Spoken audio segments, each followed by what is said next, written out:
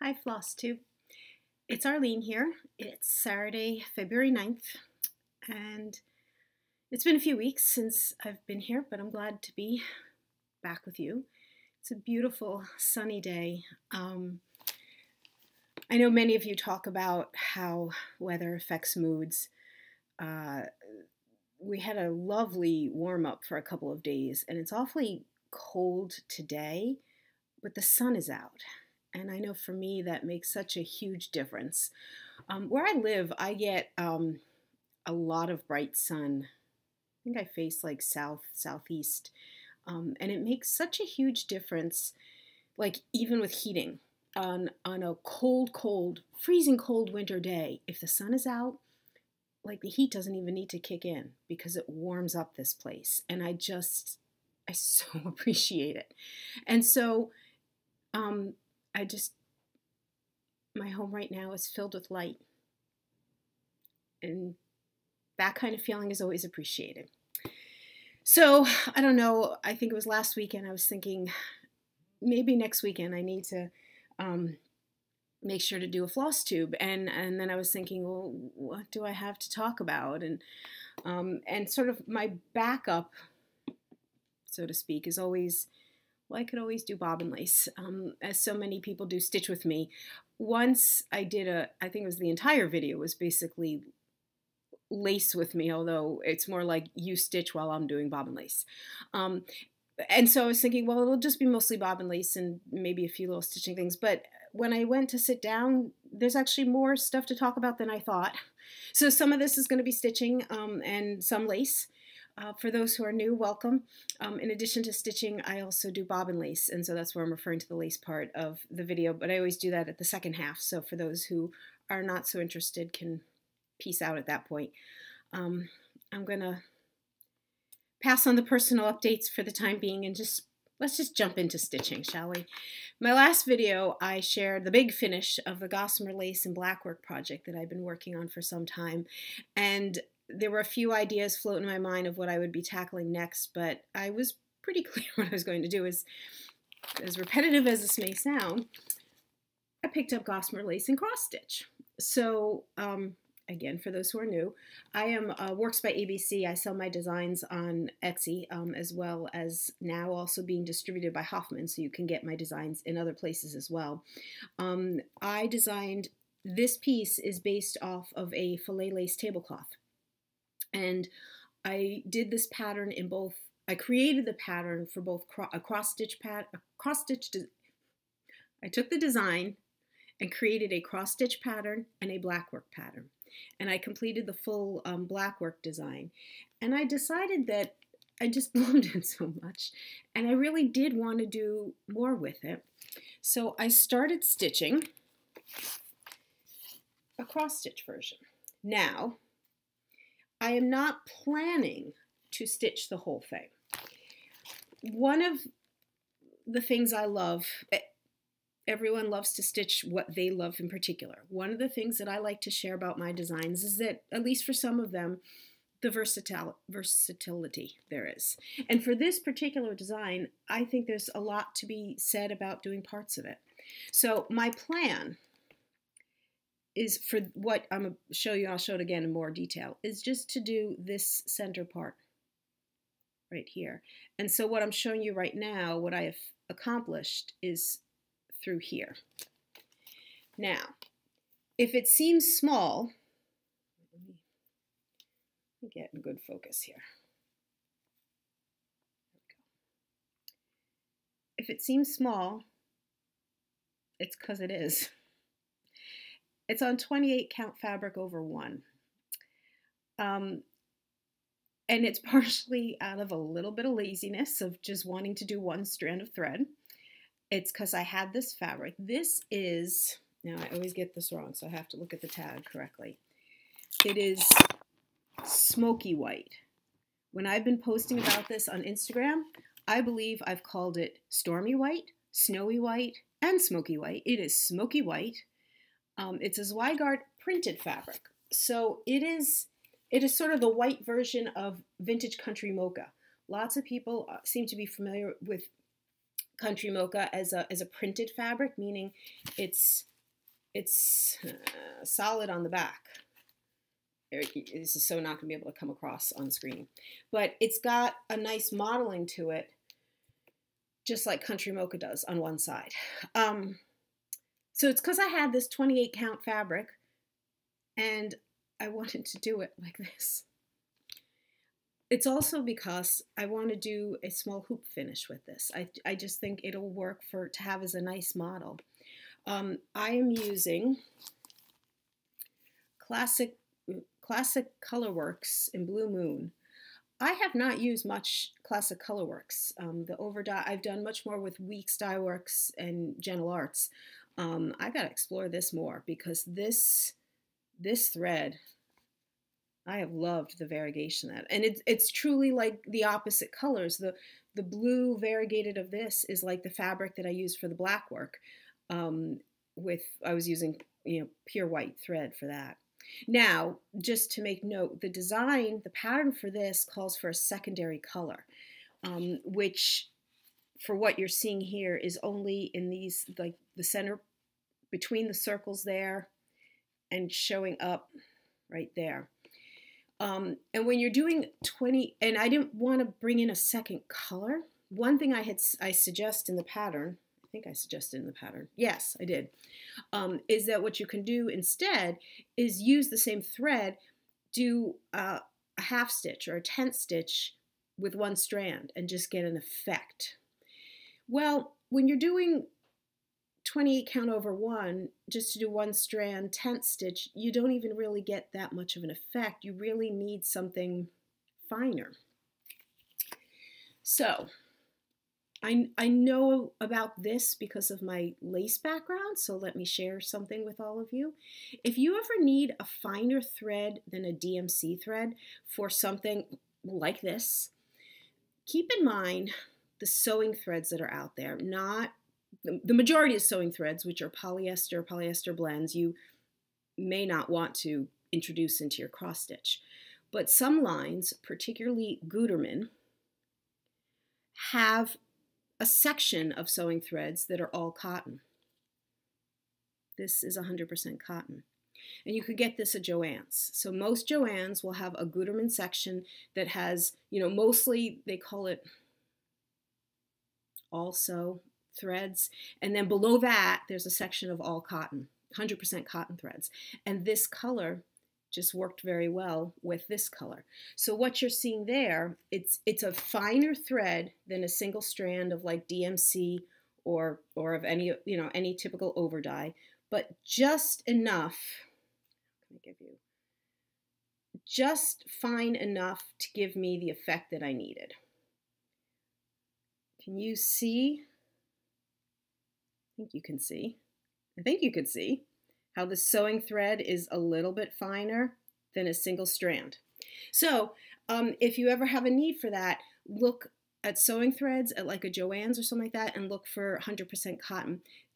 There are other brands that have, again, you will not get the full color range, although they do. Actually, Gutermann does produce quite a huge color range of 100% cottons that Joann's doesn't carry. I just know this because of Bobbin lace. Keep that in mind. So I got this full circle part. I guess I posted on Instagram this picture Thursday night. Oh, and let me also just say, so I also have a plan, and hope I succeed in this plan, to also do a model of this piece, this part, like a rectangular part showing this area right here. And I have a vision of doing that on 32 over 2, so a more traditional size, just to show those flowers, because I think that alone would also make a really nice design. And I'd love to have those as models, just to have, to show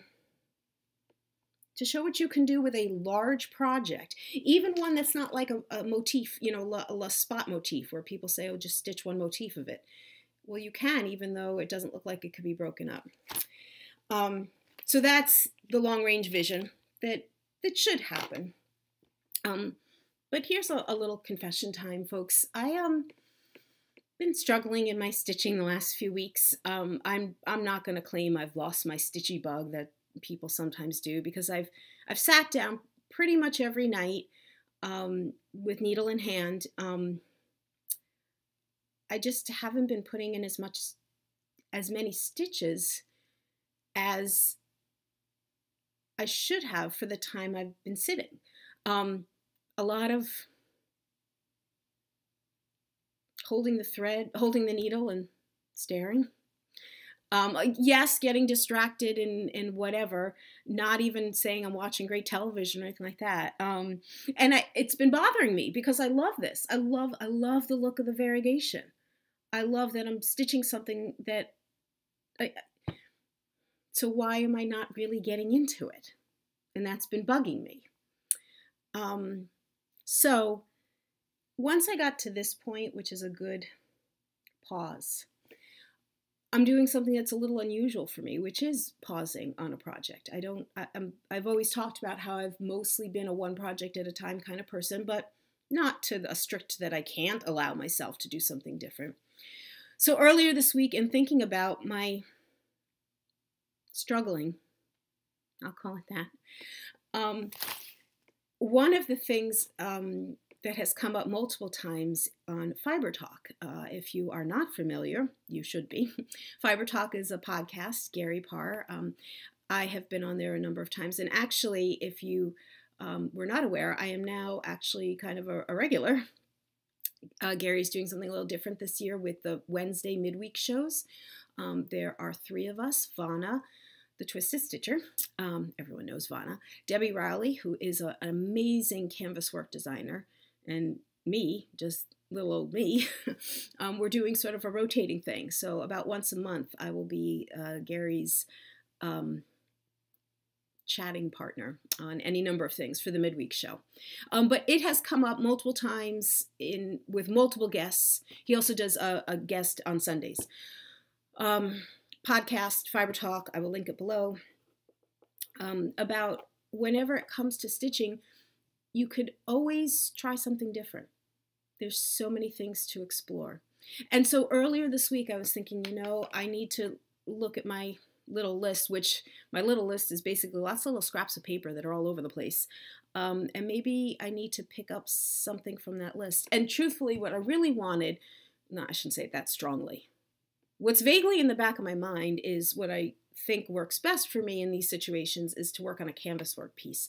But that just is not in the cards at this moment, because there's one I need to be working on more clearly as a designing thing, and that's another story.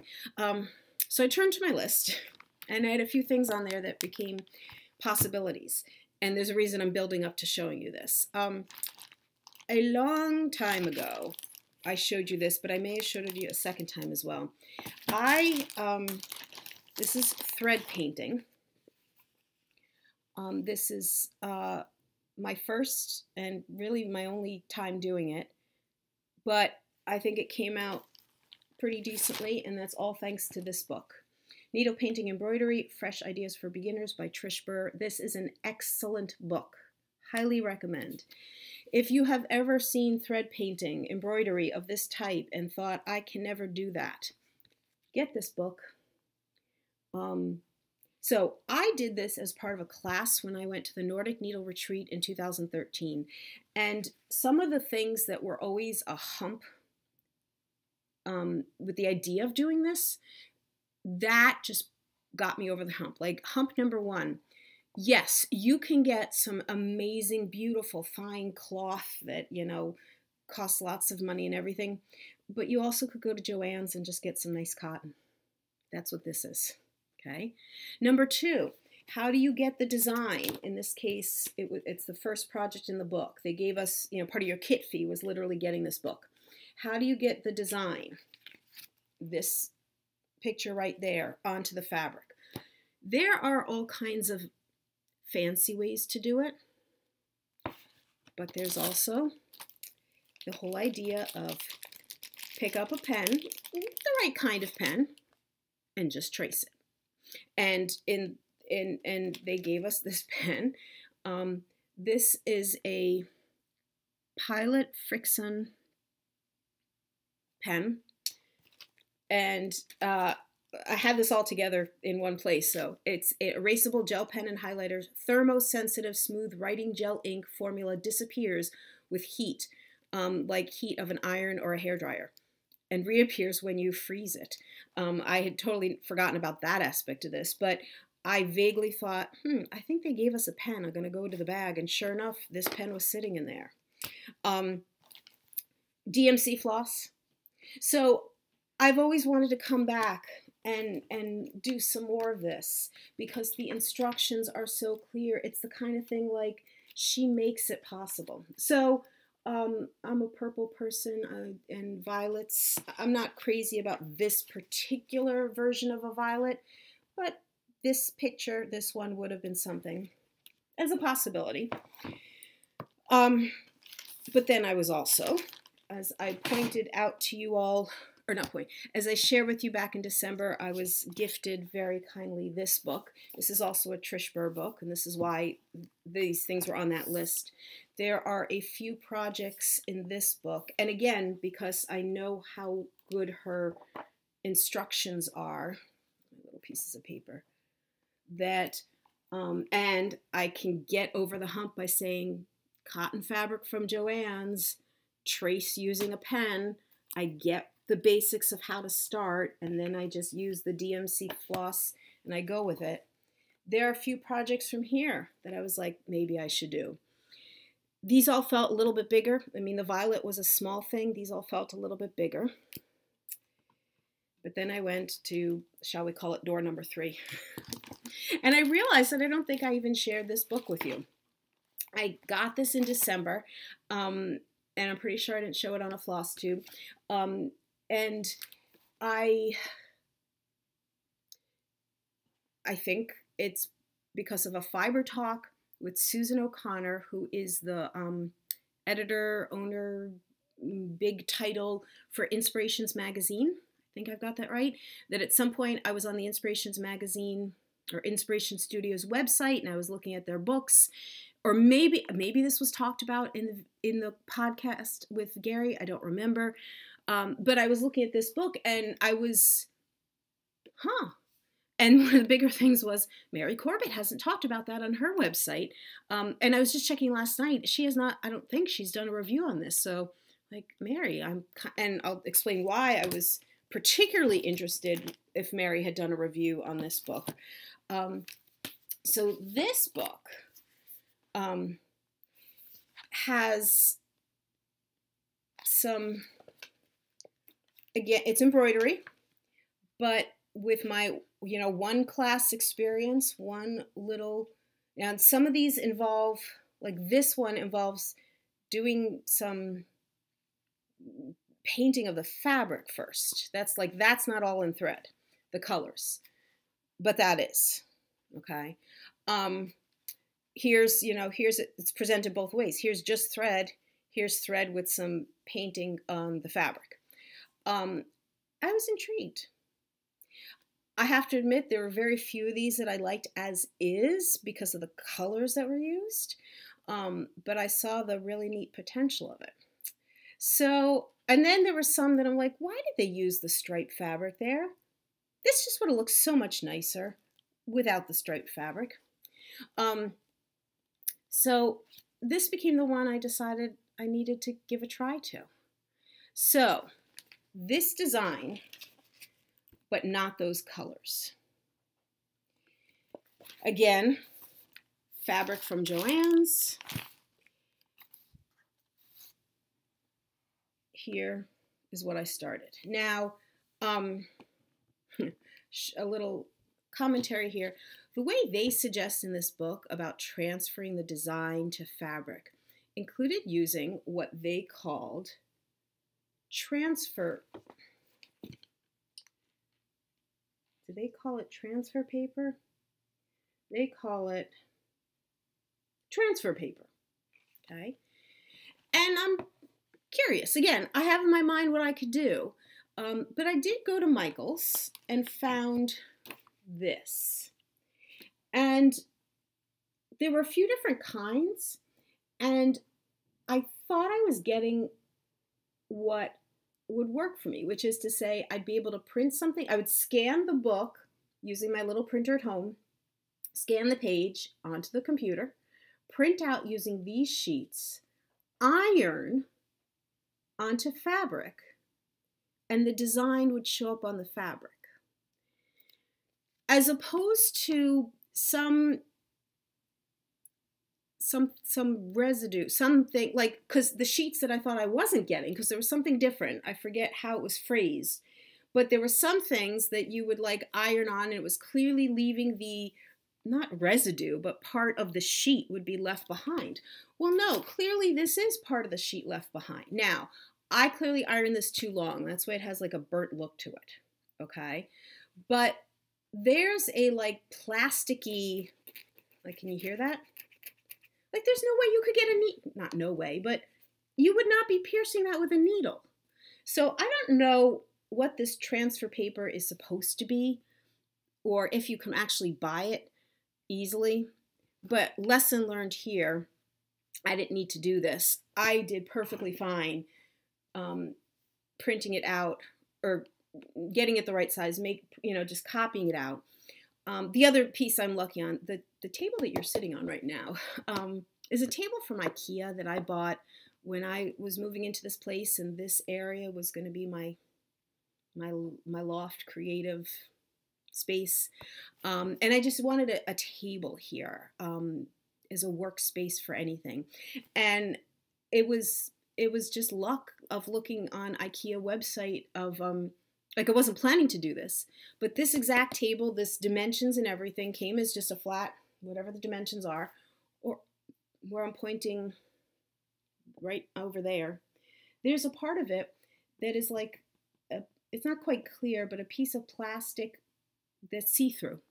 And I could put a light underneath it and use it as a light. The words aren't coming to me. Like a light board, so that I could do this kind of drawing. And it really was maybe only made it only $10 or $20 more than just a straight table. And I was like, I bet I might have some use for that. And I have used this aspect of the table. I mean, I pile stuff on top of it normally, and it's just that when I need to trace or something like this, I just have to move the stuff off of it. It's just a great aspect to have on my table. Anyway, I moved the stuff off to trace this. So I just started this last night, or I did the tracing a couple nights ago, but then I just started the embroidery last night. So there's different stitches, and I was just jumping around a little bit because I just wanted to see what was going to be going on. I'm changing up the colors. I am using, there's 3 shades of blue that I'm using, 2 shades of like violet, and some browns. There's some metallic thread, which this is all stash. I'm gonna try and use these Krynics that I have. I don't think I need this. I do need to get some seed beads, and I'm just gonna sort of wait and see how the design evolves to decide whether I'm just gonna do it in all the places where there's supposed to be beads, whether I'm just gonna do gold seed beads, or whether I'm gonna do the 2 different colors that are suggested. It's just doing something a little different. And we'll see how long I stay with this until I'm ready to go back to my cross stitch. But, sometimes you just need it. Now, I will give a little review of this book. Again, I like the idea of it. I think there's some beautiful potential to it. The reason I went last night to see if Mary Corbett had done a review was something that I would not have really done or known from a review perspective, and would only have known when I started working on it. Because of, I think you saw this, like every page, at least from where the projects were, project picture, project instructions, project picture, project instructions. They squished it in. And this is the photo, just easier to work from a copy page. This is the page for the one that I'm doing. They've really squished this diagram in. And the picture, when you're trying to analyze what they're suggesting, and I can already tell already I'm going to be making some adjustments, partially because I'm trying to figure out, like, are they saying 3 layers of outline stitch or 2 layers? What did they actually do there? Like, I'm not particularly impressed with the way they've worded this. And so I can tell some of this, or the way this is all laid out. Like they have step 1, but then step 1A. Like I know how I would have written this to be much clearer. What I, I already have my criticisms of how this book is written. And so part of that is I'm certainly going to be making my own judgment calls of how I'm doing certain things. And, like everything else, it'll be my own piece. And again, it's just doing something a little bit different for the time being, for right now, for a little bit, just because I need it. And we'll see where it goes. All right. Boy, I did not expect to be talking about all of that for that long. I'm just trying to clear off a little space in front of me here, people. Okay. Next up is I just wanted to give a little update for Works by ABC. My last video, I shared with all of you some new patterns, and just thank you all so much for the overwhelming support that I've gotten from that. There was lots of congratulations and all those pieces. A number of you have made purchases, which has meant so much to me. The Susanna Jane pattern has been amazingly well received. It is gotten way more views, way more purchases, way more likes or favorites, whatever, on Etsy than I could have imagined, and is so far up in my rankings and statistics and stuff for a pattern that's only been out a few weeks compared to all my patterns combined. So in particular, thank you for the overwhelming response about her. One other thing to update, I share with you about woven geometry and the background pieces of this. And it was in the back of my mind to say it out loud in that video, and I know I didn't. So then it was that much more gratifying when a number of people have asked or commented that they would love to see the blackwork version of this that I showed you, because I've stitched it. So this is the blackwork version that inspired, well, it's all a series of inspiration, but here's the cross stitch pattern. Here's the blackwork that I stitched a few years back. So a number of people have asked, are you going to make a pattern of the blackwork?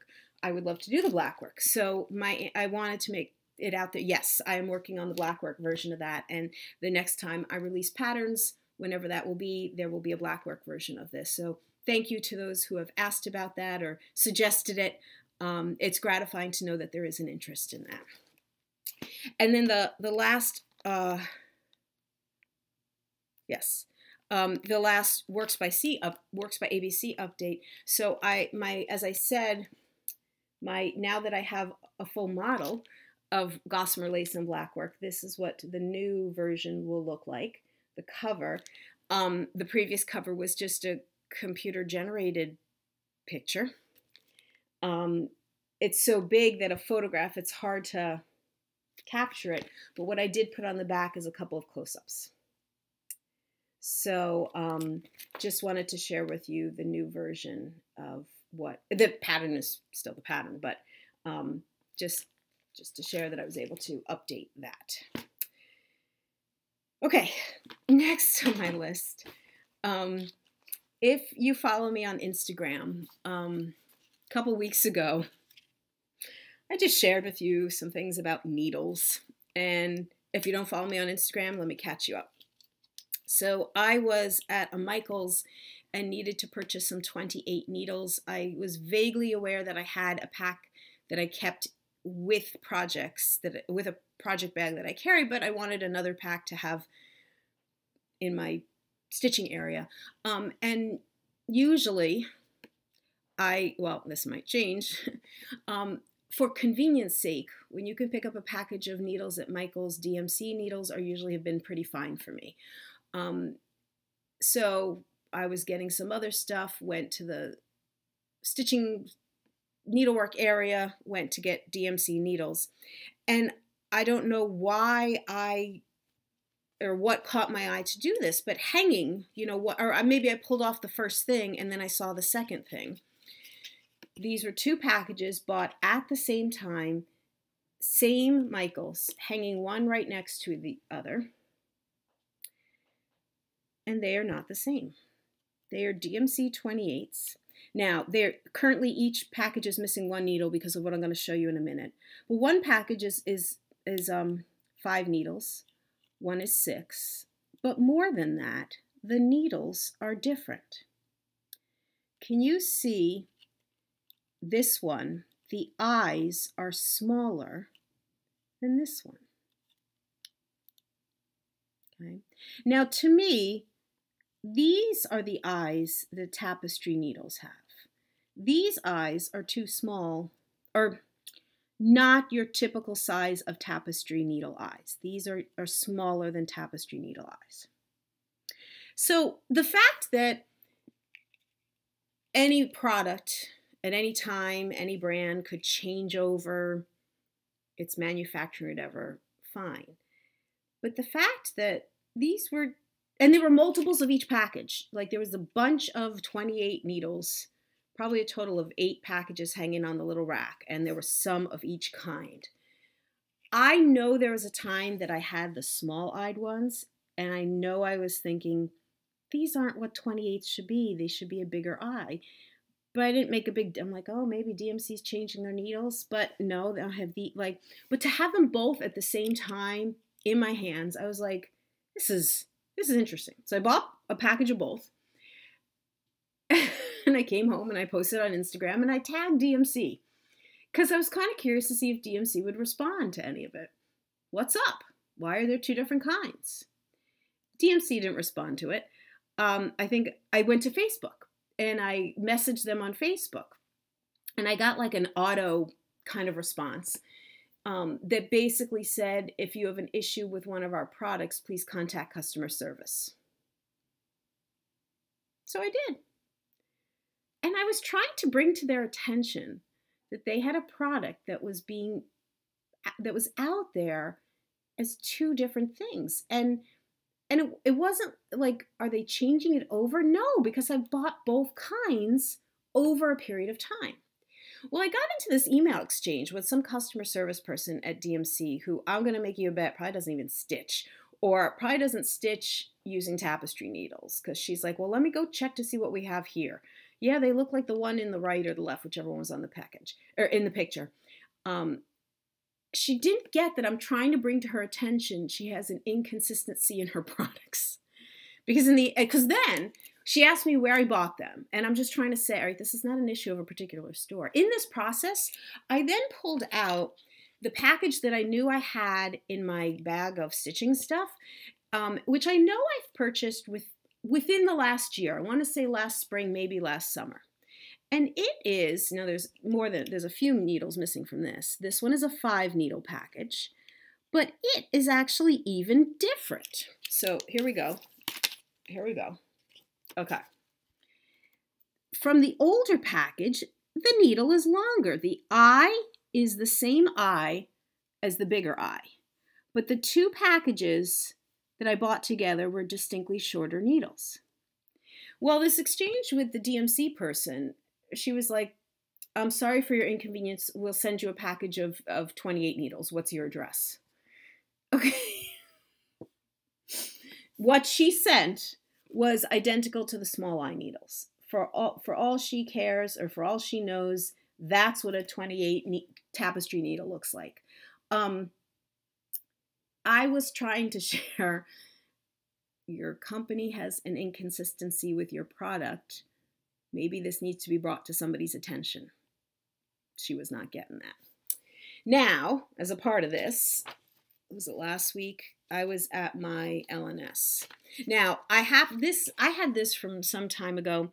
Pat's Favorite Needle. My LNS, Needleworkers Delight, carries these. I know I have one friend who loves these. This was a little sampler that was being given out, to encourage people to purchase them. So in here is a 28, a 26, and a 24. I've actually been, since this whole thing started, I started stitching with this because I'm trying to figure out for myself, do I feel a difference between needles? I am so aware that there's some people that absolutely believe one needle versus another feels different.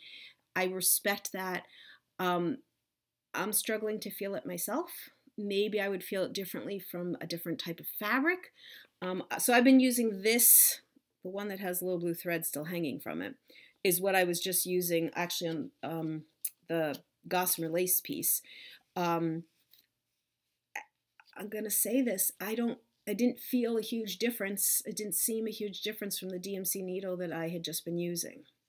I'm just saying. But when I was at my LNS, what did I do?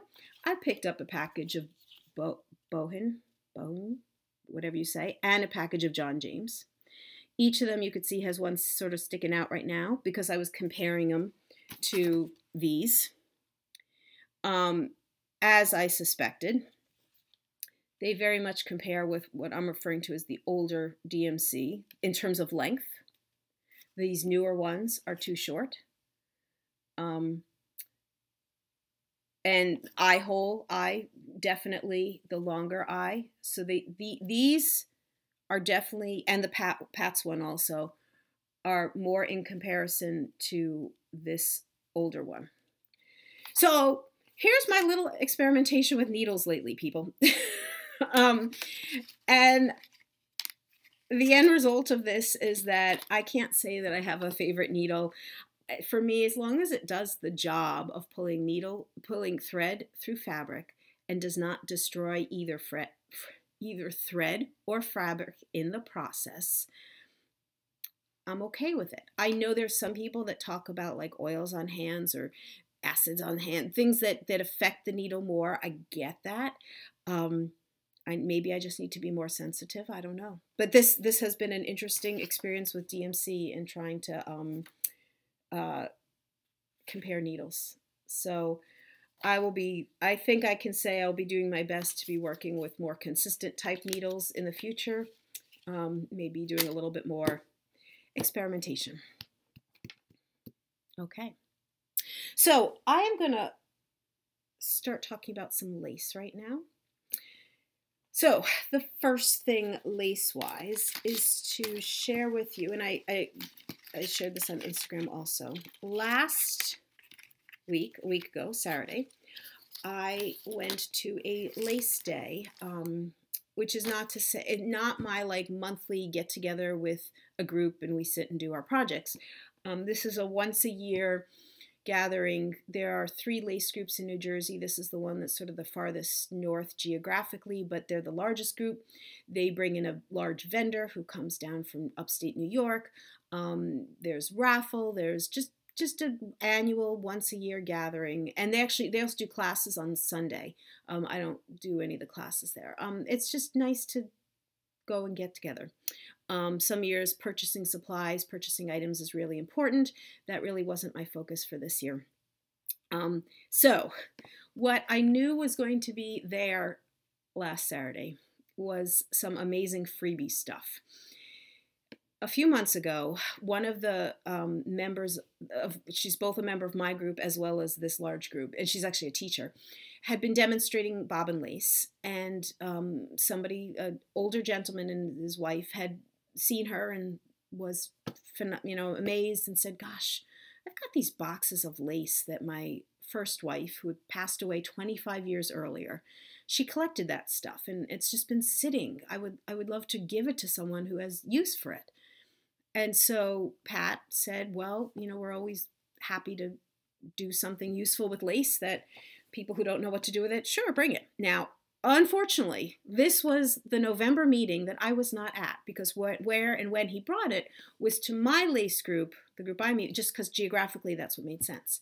He brought in 6 boxes of apparently the most amazing stuff. His first wife was a collector. It was not that she made things, but she collected all kinds of stuff. Some of it machine made, some of it handmade, came from all over, I don't even know all the stories and I don't know how much they were told and how much the gentleman remembered or where this stuff came from. 6 boxes of stuff. Some people did a little bit of first dibs. The 6 boxes went with Pat to the larger lace group. They pulled out a lot of the really great fine stuff, most of the handmade things. They have that group has like a study box collection that they use for displays and to study, and they pulled out some of the really nice stuff and cleaned it up to use for their raffle, which is wonderful because it circles back. It's about money to bring in teachers and to do events, and that's all wonderful. And so they had some beautiful pieces. There were two in particular that had I gotten in the raffle, I would have been really happy with, but raffle wasn't in my favor that day. But after they had taken out everything that they could, there was still like 4 boxes of stuff. So Pat told me they were going to put out those things on Lace Day with a sign that said, "Free, please take." Come, and she said, "Come early and bring a bag." So I made the effort to get up there as early as I could get myself up there with a bag. And I need to share with you, particularly the big treasure that I got. And I need to figure out what I'm going to do with this. So it is a treasure, and at the same time, there's a specific reason why it was not part of the group that was cleaned up and put as a raffle. Now, I don't want to unfold this, but I have some pictures of when I did unfold it. You can see part of it is lace. This is handmade, guys. This is not machine. Most of the stuff came looking like in this discolored, stained condition. The woman who did most of the cleaning up for the items they put out on raffle did an amazing job, and I've already been in contact with her of what she did. She used OxyClean, which would not normally be recommended, but this is pretty sturdy stuff. This part is silk. It's a silk fabric that is completely like disintegrating. Like there's pieces of it all over my home right now. And so because this is a tablecloth, it is a giant tablecloth. You can see here's a corner part. There were parts that were like taped at some point in its past. And they just knew that there was nothing they could do because the silk was just falling apart. And like I said, it's what happens with old textiles. It's like disintegrates. There was nothing to do with how to get the lace, or it was too much work to get the lace off. You could see how the lace was hand stitched onto the silk. Yep, and now there's like little pieces of silk all over in front of me. I'm gonna put that here. I did like try. I don't have a place in front. I don't own a place. I don't have space to lay this out. I mean, that's how big this is. The best I could do was I tried laying it on my bed, but even then, my bed isn't big enough. So this picture is showing you like half of the tablecloth. So you can see the strips of silk. There's like rectangular parts of the rectangular part of lace in the center. Where am I there? And then, let me turn off this light. Rectangular bobbin lace in the center, and then these strips of silk that go around in a rectangle, and then these other strips of bobbin lace, then another strip of silk, and then an edge of bobbin lace. It is huge. It had some incredible life at some point. So I couldn't leave it there. I didn't know who else would take it. Somebody might have. The lace is in fairly good shape. So what to do with it? Well, I have these visions of grandeur. The visions of grandeur involve removing the lace from the silk, cleaning the lace, as this woman has informed me how she did it, finding some fabric. I don't know if it would be silk or linen or cotton. This is 7 inches wide. If you look, let me see if I can hold it. Can you see how that has like a border there and a border there? It's like a wide ribbon, or like a 7-inch wide piece of fabric. If you have any suggestions of where I can find a 7-inch wide fabric, 7-inch wide ribbon, let me know. I mean, in all honesty, I know where I could probably find it, which is the Garment District of New York City. And if I'm really into this project, I literally might get on the train and go in there and walk the streets and get into the stores, because it seems like they have like everything. Okay. But if you know some source of where you can find this kind of stuff online, again, not even knowing whether silk or cotton or linen fabric would do it, but to then reassemble this. Now, of course, I could do something else with the lace. Like if you were to see the other pictures where, I mean, I just took a few. It's just so beautiful, but it's so large. You can't, of course, just trying to even figure out what else I could do with the lace. But I mean, I think I could tell from like the corners, this was created as one giant piece. Like, it's just stunning. And so there's a side of me that wants to put it back together in some stunning way. But then what would I do with it if I actually put, unstitched it, hand stitched it back on? Like I said, this is hand stitched on here, guys.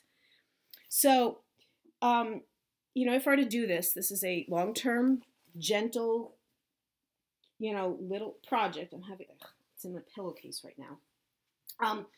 But then, all right, I need to share this part with you guys because this is important. So I don't know if you've ever had times where you have like grandiose plans of a project and you kind of talk to yourself like, don't do that. You're going to get yourself into a big project and then get frustrated that you got yourself into this big project and so on. And so, yes, I've thought about that. I haven't taken any steps. I haven't bought the OxyClean. I haven't started snipping away the lace from the silk. I haven't done anything other than, leave trails of silk pieces all over the place.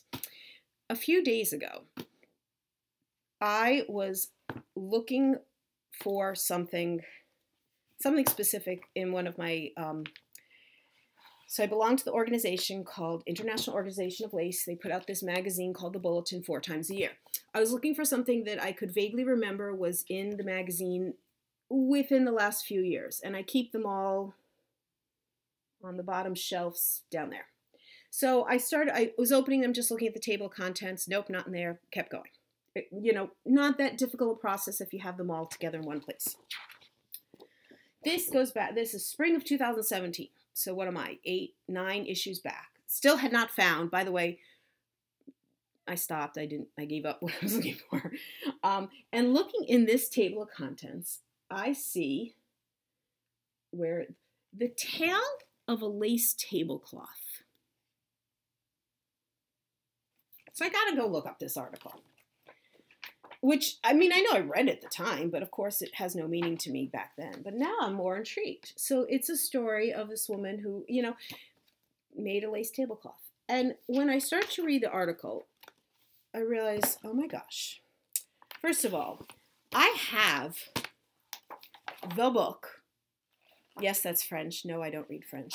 I have the book that she got that she just was so taken by this image that she said, I gotta make that.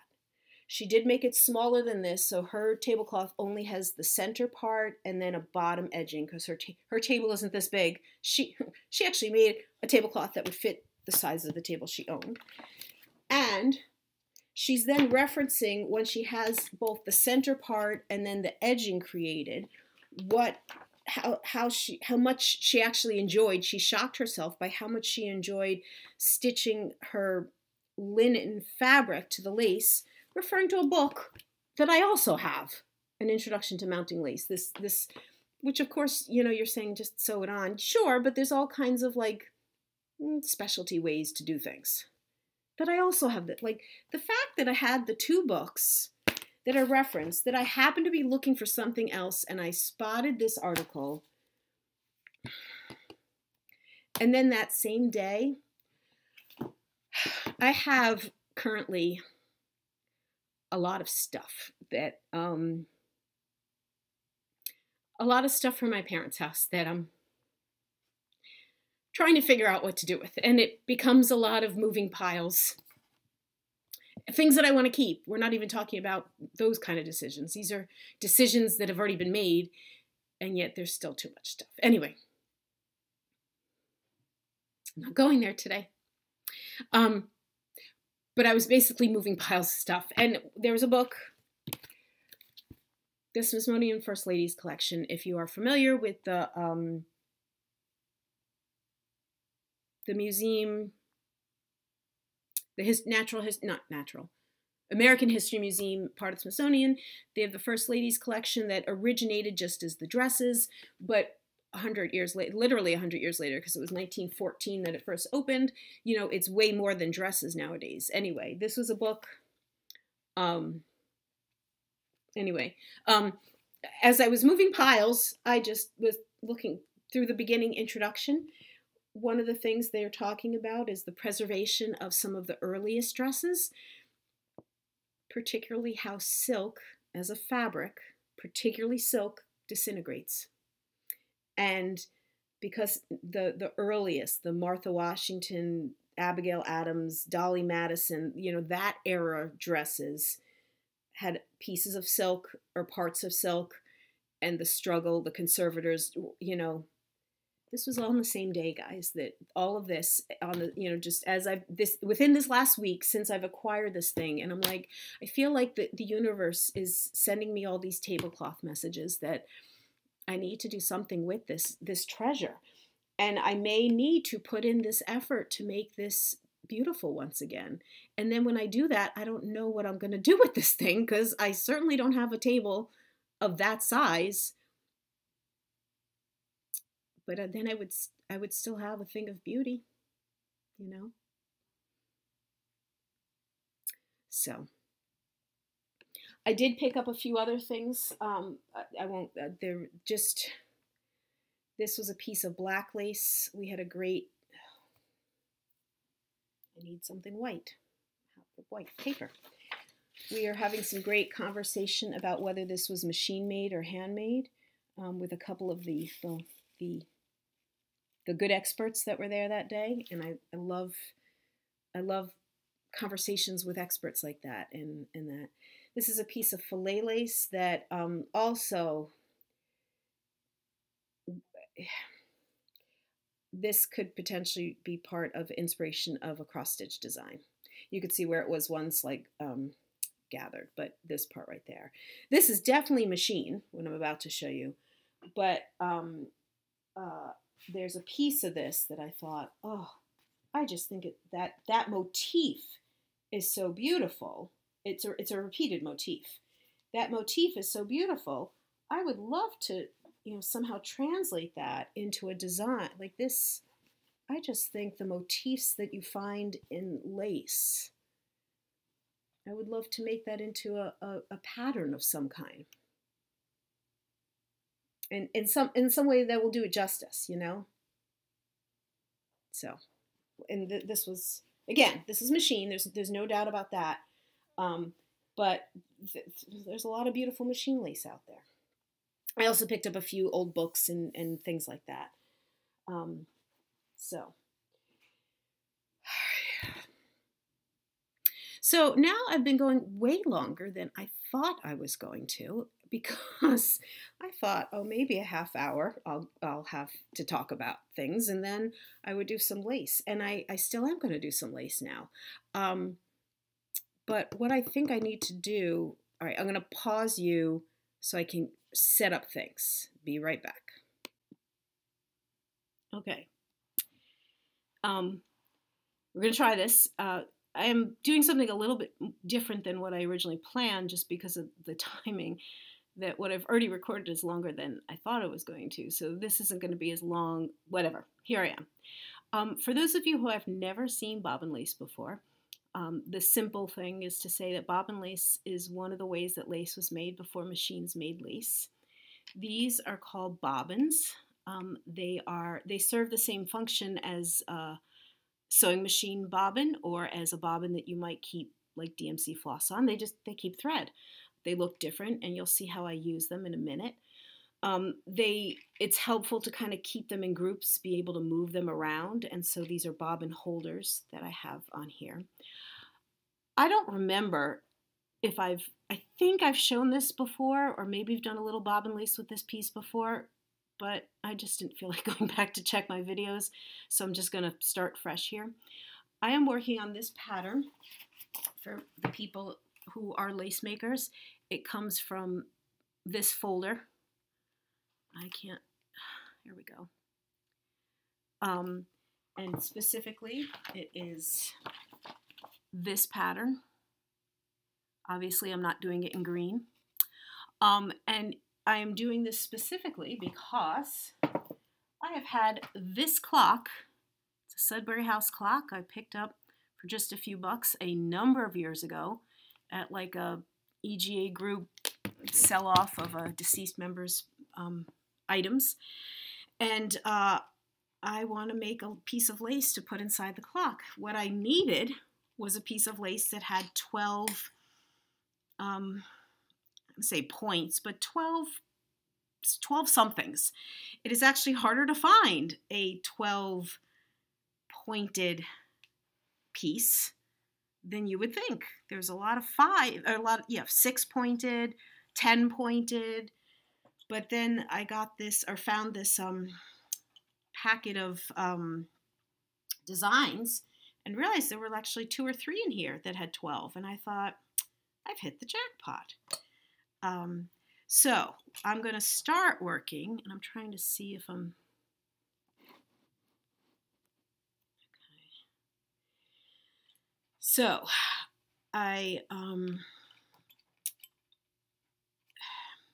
there's a side of me that whenever I have done a little bit of bobbin lace on my videos, that I sort of take the philosophy of, well, maybe you haven't seen me do it before, and each time I'm sort of explaining from scratch. And if you have seen me do it before, then you're hearing some of the same explanations over and over. So I hope you're not getting bored. When you are working bobbin lace, when you see someone doing like what I'm doing, again, I keep trying to check to see if you can see me.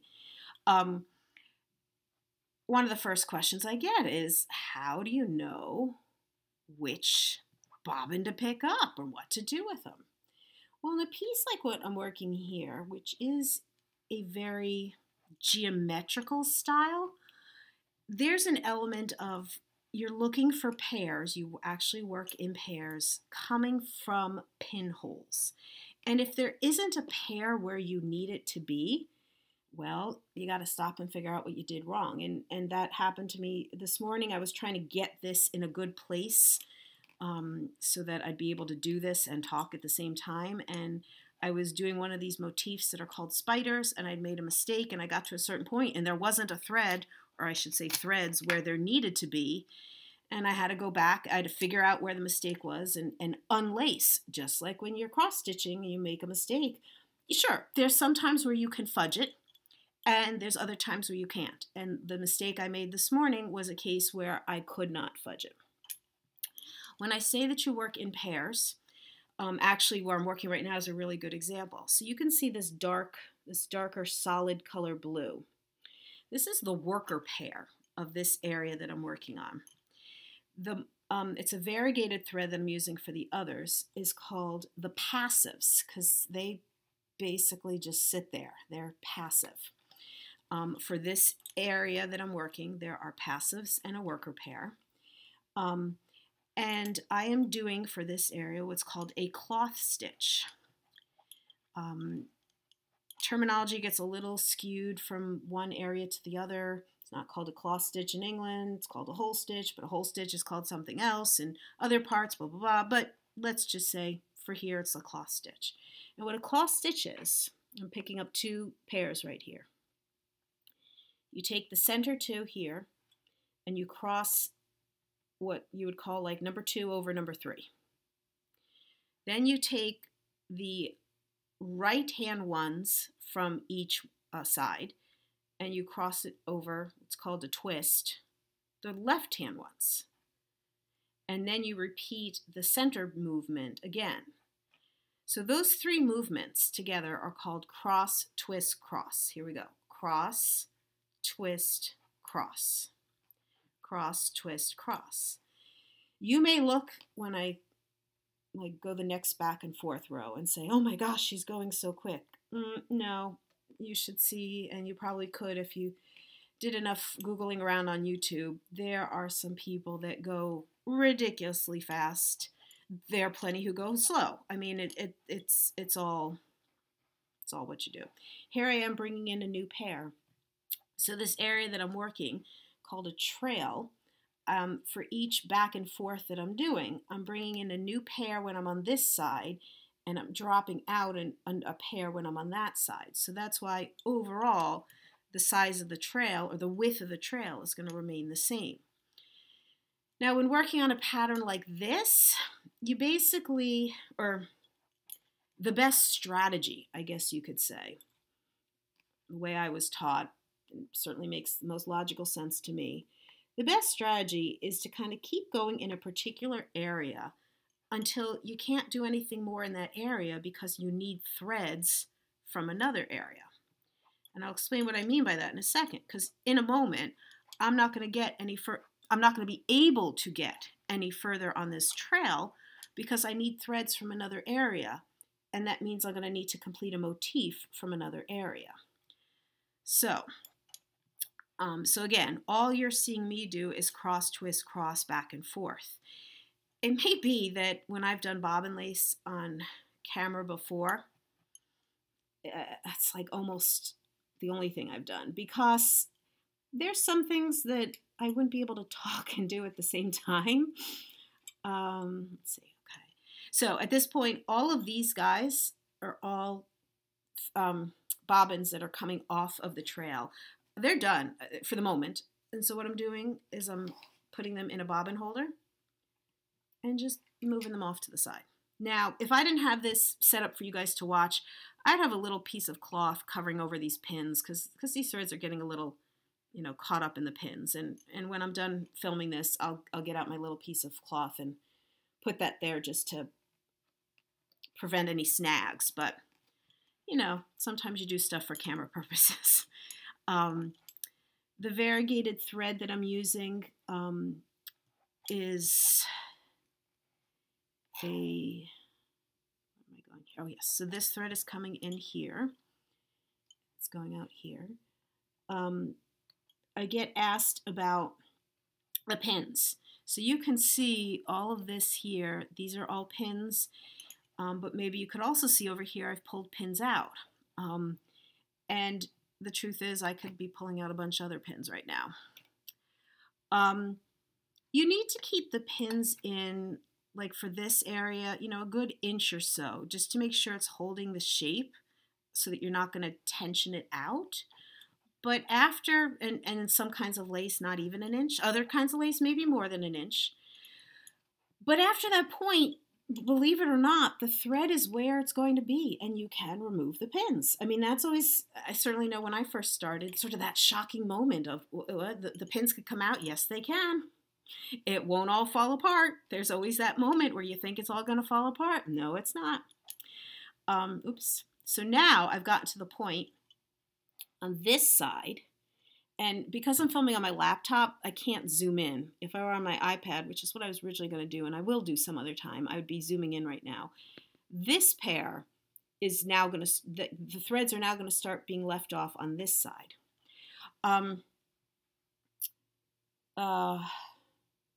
Pins. Pulling them out. I lost where I was there. Okay, but so here I am. Here I am, here I am, here I am. I'm over here.